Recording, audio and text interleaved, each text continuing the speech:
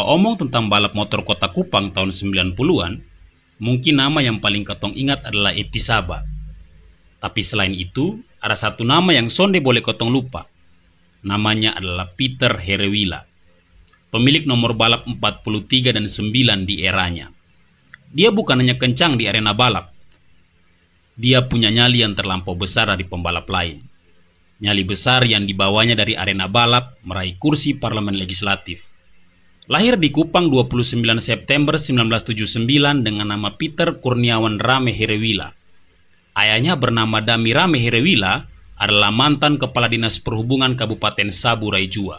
Dan ibunya bernama Rita Marcelina Ratukore adalah mantan Kepala Tata Usaha Samsat Kota Kupang.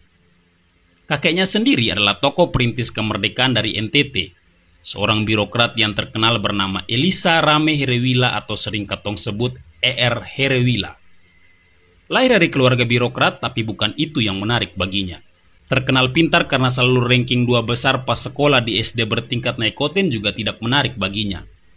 Dia lebih tertarik dengan nyali besarnya.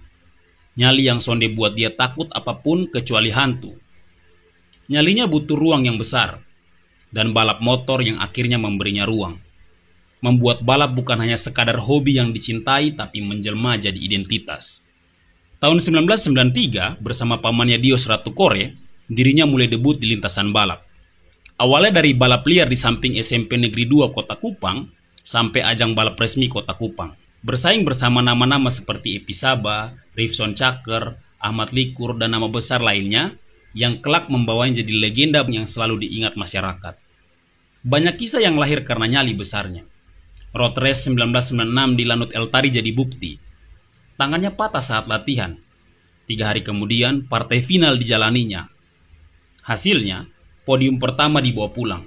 Semua hanya karena nyali besarnya.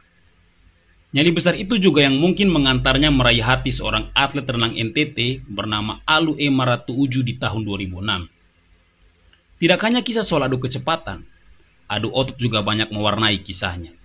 Bukan karena sok jagoan, namun lagi-lagi karena nyali besar tanpa takut di dadanya. Balapan sepertinya tidak hanya memberi cukup ruang untuk menampung nyalinya. Balapan juga memberinya ruang untuk belajar serta memberinya banyak relasi dan koneksi. Tanpa gelar akademis apapun, di tahun 2009 nyali besarnya dia bawa merebut 1 kursi wakil legislatif Kota Kupang mewakili fraksi Gerindra. Nyali besar yang teruji di lintasan balap dibawanya hingga ke parlemen. Kritiknya sekencang motor yang dipacu di lintasan. Sekretaris daerah pernah diajarinya apa arti bernyali. Beberapa organisasi